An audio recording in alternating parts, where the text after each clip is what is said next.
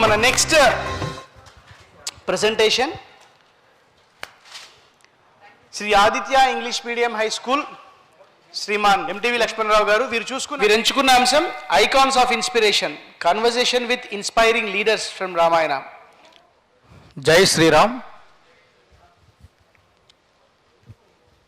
శ్రీరస్తు, శుభమస్తు, అవిఘ్నమస్తు. ఎటువంటి విఘ్నాలు కలగకుండా ఈ కార్యక్రమాన్ని జయప్రదం చేసినటువంటి అందరికీ, ముఖ్యంగా రాముల వారికి నా యొక్క ప్రణామములు. అయితే మనం రోజు కూడా ఏం తింటాం? రోజు చెప్పండి, ఒక ప్రశ్నకి జవాబు. అన్నం తింటాం. అన్నం రావాలంటే ఎవరు కారణం? ఓకే, రైతు పంటను పండిస్తే మనకి మన జీవితం, మన బ్రతుకు బాగుంటుంది. అయితే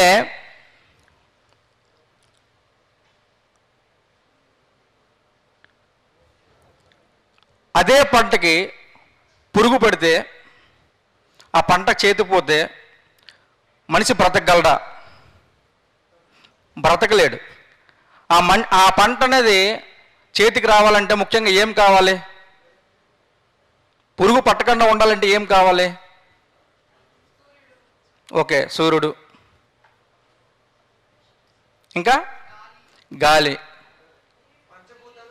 పంచభూతాలు, ఇంకా ముఖ్యంగా పురుగుని తినాలంటే పక్షి కావాలి. ఎప్పుడైతే పురుగుని పంట మీద ఉన్నటువంటి పురుగుని పక్షి తింటుందో అప్పుడు పంట చేతికి వస్తుంది, మనిషి అనేవాడు బ్రతకగలుగుతాడు. ఇక్కడ నాకు స్ఫూర్తిదాయకమైనటువంటి పక్షి ఏంటంటే జటాయువు. నేను నాయకత్వం ఒక క్యారెక్టర్ని, ఒక పాత్రని ఎంచుకున్నాను.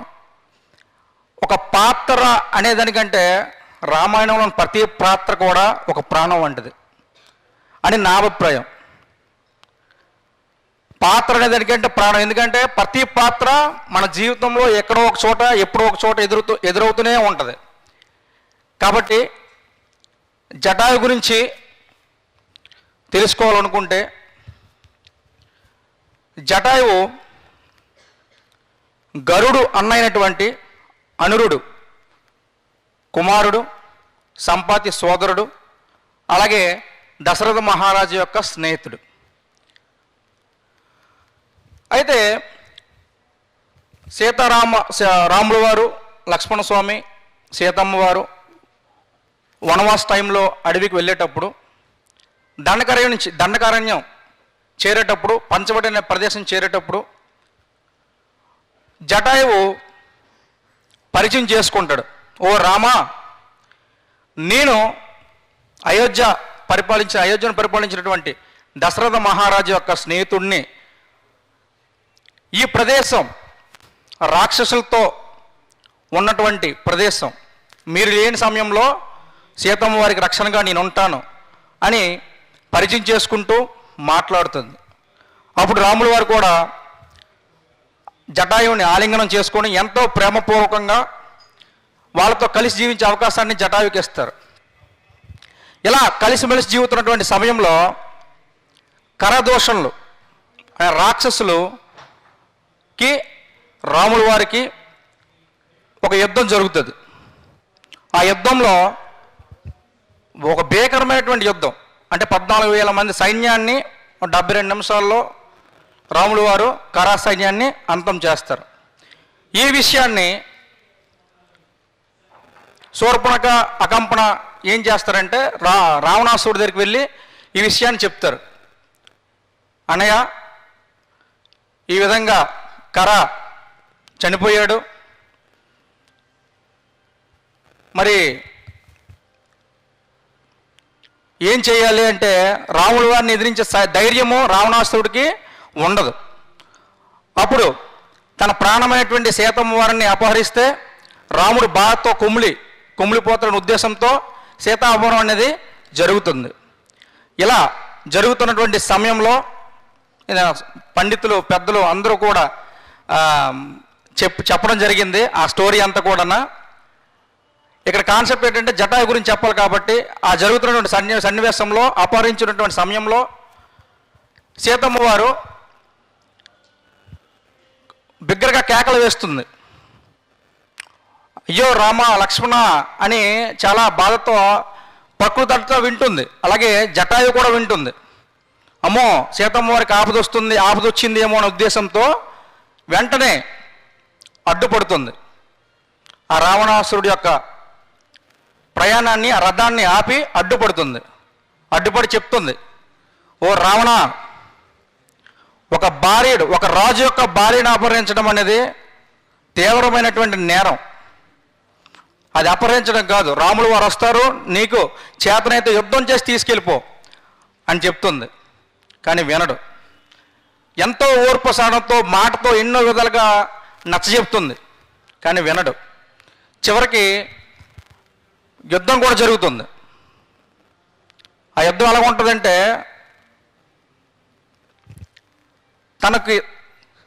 అతనితో పోరాటం చేయడానికి మహాయోధుడికే సాధ్యం కాదు. అలాంటిది ఆ భయపడకుండా తనతో యుద్ధం చేయడానికి కూడా సిద్ధపడి పోరాటం చేస్తుంది. అప్పుడు రావణాసురుడు బాణాలు వేస్తాడు. తన ఆయుధాలను ఉపయోగించి యుద్ధం జరుగుతున్నప్పుడు ఎన్నో గాయాలు పడుతూనే ఉంటుంది జటాయువు. పడి చివరికి పోరాట విషయంలోనైతే చివరికి గెలిచేస్తుంది జటాయువు అన్న సమయానికి 2 రెక్కల్ని నరికివేస్తాడు. ఆ 2 రెక్కలు నరికివేసిన తర్వాత జటాయువు ఒక ప్రదేశంలో పడిపోతుంది. ఆ ప్రదేశం కేరళలోని కొల్లం జిల్లాలోని 38 కిలోమీటర్ల సమీపంలో ఉన్నటువంటి చాడేమంగళం అనే ప్రదేశంలో పడిపోతుంది. దానికి అక్కడ ప్రత్యేకమైనటువంటి ఒక నిర్మాణం కూడా చేపట్టారు. అలాగే మనకి ఖమ్మం జిల్లాలో భద్రాచలంలోని ఏటపాక అనే గ్రామంలో కూడా ఈ యొక్క జటాయుకి మందిరం కూడా నిర్మించారు. అందుకే ఒక పక్షికి ఒక స్ఫూర్తిగా దాన్ని స్ఫూర్తిగా తీసుకొని జీవించాలని మందిరం కూడా కట్టారు. ఆ ఘనత ఒక రాముల వారి భక్తులకు మాత్రమే చెందుతుంది. అంత మహోన్నతమైనటువంటి స్ఫూర్తిదాయకమైనటువంటి పాత్ర జటాయుది. అది పాత్ర అనడం కంటే ప్రాణం అనడమే నా అభిప్రాయం. ఎందుకంటే ప్రతి పాత్ర ప్రాణమే. ఎందుకంటే ప్రతి పాత్ర ఒక ప్రాణమే.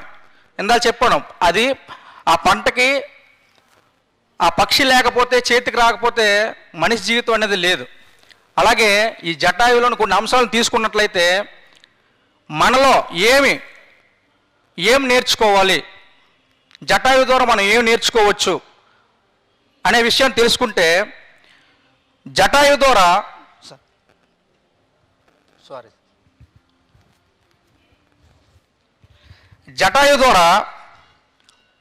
ఓర్పు సహనం నేర్చుకోవచ్చు. ఎందుకంటే ఎన్ని గాయాలు తగిలినా తన పోరాటం సాగించింది తప్ప ఎప్పుడు కూడా ఆగిపోలేదు.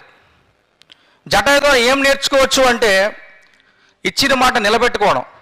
ఓ రామా, మీరు లేని సమయంలో సీతమ్మ వారికి నేను రక్షణగా ఉంటాను అని మాట ఇచ్చింది. ప్రాణం పోయే వరకు కూడా ఆ మాట కోసం నిలబడి ప్రాణాన్నే త్యాగం చేసింది. అలాగే అన్యాయం ఎదిరించడం. అక్కడ అన్యాయం అంటే ఏంటి? ఒక రాజు యొక్క భార్యను అపహరించిపోతున్నాడు, ఒక స్త్రీని అపహరించిపోతున్నాడు రావణాసురుడు. అన్యాయాన్ని ఎదిరించడంలో ప్రముఖ పాత్ర వహించింది. అంటే అన్యాయం చేసేవాడు ఎంత తోపైనా, ఈ భూమండలాన్ని జయించే యోధుడైనా అన్యాయాన్ని ఆపగలను అనే ఒక చిన్న ప్రయత్నం చేసింది. అందుకోసమే ఒక స్ఫూర్తిగా మనము తీసుకోవచ్చు. అలాగే ఇప్పుడు సీతమ్మ వారిని కాపాడలేకపోతే నువ్వెందుకు కాపాడలేకపోయావని రాములు వారు అడగరు, సీతమ్మ వారు అడగరు. జటాయువు పక్షి అయినప్పుడు కూడా ఒక మనిషి రూపంలో ఉన్నటువంటి సీతమ్మ వారిని రక్షించింది. అంటే ఇక్కడ జటాయువు జాతి భేదం అనేది చూపించలేదు.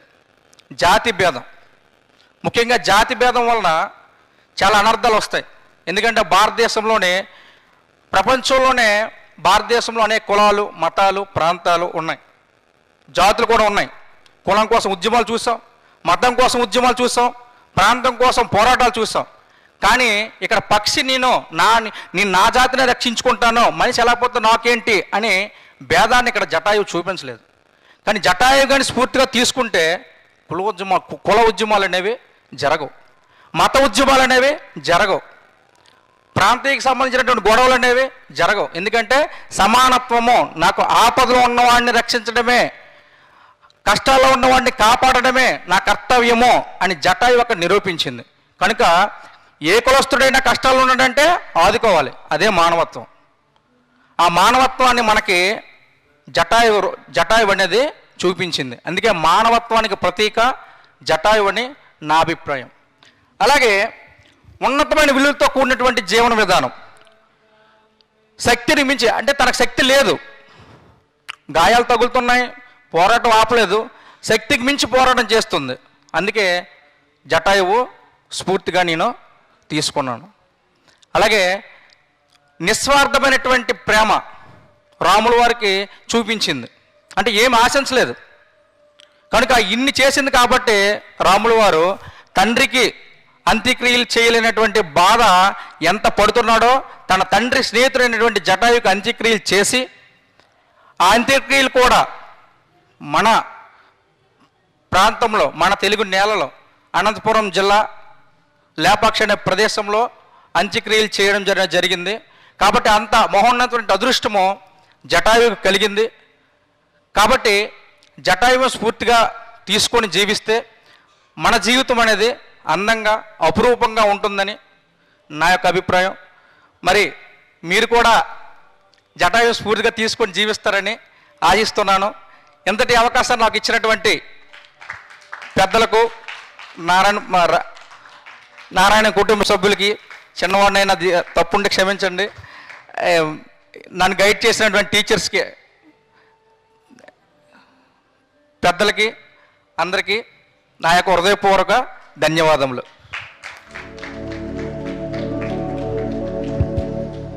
జై శ్రీరామ్ అండి. ఇప్పటిదాకా మనం గమనించామంటే నిన్నటి నుంచి చాలామంది జటాయువును ప్రస్తావించారు. రామాయణంలో ఎవరు ప్రస్తావించని అంశం జటాయువు, కానీ ఇలా ప్రస్తావిస్తుంటే చాలా సంతోషంగా ఉంది. చాలా బాగా చెప్పారండి. జటాయువు లాంటి నిస్వార్థమైన ప్రేమను అలవర్చుకోవాలని వారిని సత్కరించవలసిందిగా శ్రీనివాస్ గారిని, నిత్యాన్ని కోరుకుంటున్నాం.